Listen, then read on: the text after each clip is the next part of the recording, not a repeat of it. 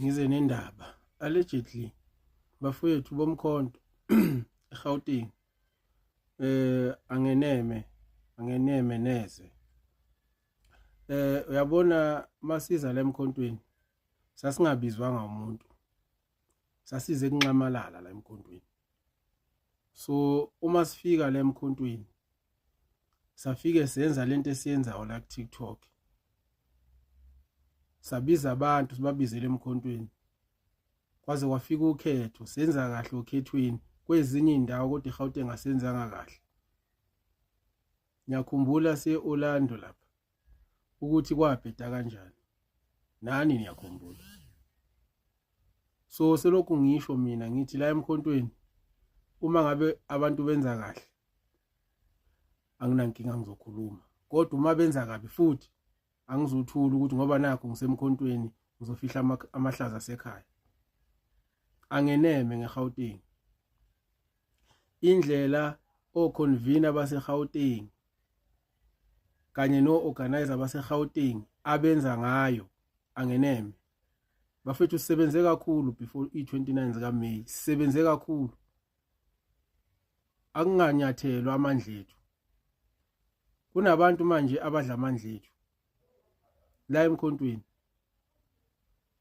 Ibhlungu ke lento eyenzakalayo ukuthi singathi size la sithi sizofuna indawo la sizolungisa khona izinto, silungisela abantu bakithi, ebese kuba khona abantu abasibuyisela kule mpilo esishiye kagogo. Kunabafowethu la noma ngingabazi, yabona kunegama elokhu liqhuma phambili la elithi bhazuka bhazuka bhazuka. Mina bafethu ngizongixolela mina ngiyayikhulumela mina. Angeke ngize ngilokhu ngithula bafethu ngoba siyasebenza la. Futhi angizukhulumela emakhonini ngoba ngazi ukuthi njengoba ngikhulumela emakhonini nje laba engikhuluma nabo bona emakhonini babona lento engiyibonayo ngempela noma bayayizwa lento engiyizwayo mina. Sibiza abantu bafethu. Sibabizele eFosloras. Abantu abakwazanga ukufika eFosloras. Akuna transport. Inhlelo zonke ibhuntshile, akuhambanga ngendlela obekade kumele kuhambe ngayo. Noma ngathi ngishaye on goal ayisenongixolela bafethu. Angikwazi ukuthula bafethu sisebenza kangaka. Bafethu sisebenza kanzima.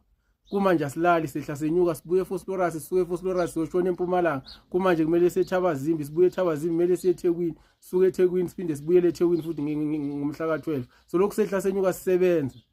Kunabantu abazonyathela umsebenzi wethu. Angeke ngivume mina bafethu. Ngoba ngizwa kuthiwa bona bayabulala, cha mina sebeyovele bangiqhumisa impela.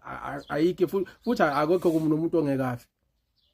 Kodwa uma ngabe kuzothiwa siyaxhashazwa ngalendlela esixhashaza ngaxhashaza ogogo bethu, xhashaza oma wethu.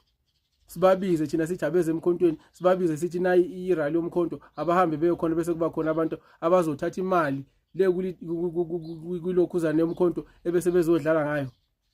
Hayi bafethu angeke bafethu, angeke sivume leyo nto leyo. Mina personally mina ngihlala ngikhona la ku TikTok noma nginganyamala nginyamala usuku. Kodwa ngihlala ngikhona la ku TikTok, ngikhuluma nabantu bomkhonto, ngiyabezwa abantu zonke izinkulumo, ngiyazizwa nezikhalazo zabantu. So ingiphatha kabi lento engizwe ema groupini manje engikuwo. Angikho ema groupini amaningi kodwa lawe engikuwo amathashwana. Izinto engizwa ziyangidisturb kakhulu. Azingiphathi kahle neze, so angikwazi ukuthula bafethu thina. Mina njengoba ngiyi-TikToker nje ayikho enye indawo engikhuluma kuyo ngaphandle kwala ku TikTok. Angikho ku leadership yomkhonto, angikho ku any structure somkhonto, ngila ku TikTok. Yabona ngaphatheka kabi kabuhlungu kabi, sifika lapha eFosloras sivalelwa. Singakwazi ukungena. Kuyimi uGodole, umacekeceke, uNkwali. Sangakwazi ukungena lapha eFoslo. Saze sangena after 30 minutes simile. Thina siya recognize abafethu ilokhuzani i-communications team yomkhonto national. Siyakhuluma every day if there is any communication siyakhuluma. Hayi ukuthi singena ngeback door emkhonto, singena ngeback door njengoba sama TikToker. Umsebenzi wethu bawubonile. eGauteng abawubona umsebenzi wethu. Azange sihlelelwe lutho ngoba azange bahlele lutho vele. Imali ephuma phezulu yehle ngomlenze, imali ephuma le kupholelo phezulu national yehle ngomlenze mayifika la eprovince yethu. angeke ngikwazi ukuthula mina ngane zakwethu. Mangabe labo bantu nikhuluma ngabo kuthiwa bayadubula, hayi mina nginankinga bangangidubula. Nami ngiyazalwa kodwa. Ngizalwa nezinsizwa. Hayi, angikhoshile ngokuthi angisabi umuntu.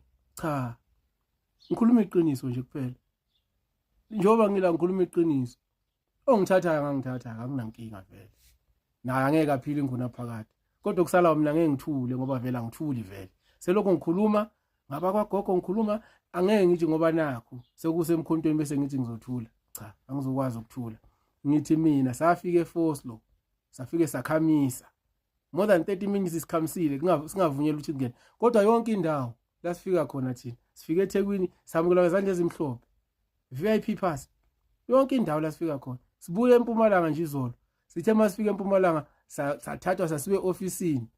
Salungiselwa yonke into. Sathi masifika nje lapha e-stadium savele sangena kamnandi, sayohlala endaweni yethu esifanele njengama TikTokers omkhonto. Sibe neaccess to even ukwenza live. Labo kuyinto esiphila ngayo la emkhontweni. Thina sama TikTok. So bafethu, akungasunyathelo amandla ethu. Abantu mangabe ukuthi abeneme la emkhontweni ababuyele kwagogo.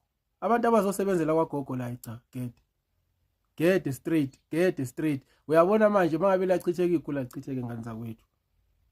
Uma ngabe leadership lephezulu ihlulekile, ayi cha thina manje sama TikTokers angiboni ukuthi sokumela lokho ngoba siyawazi umsebenzi esiwenzile.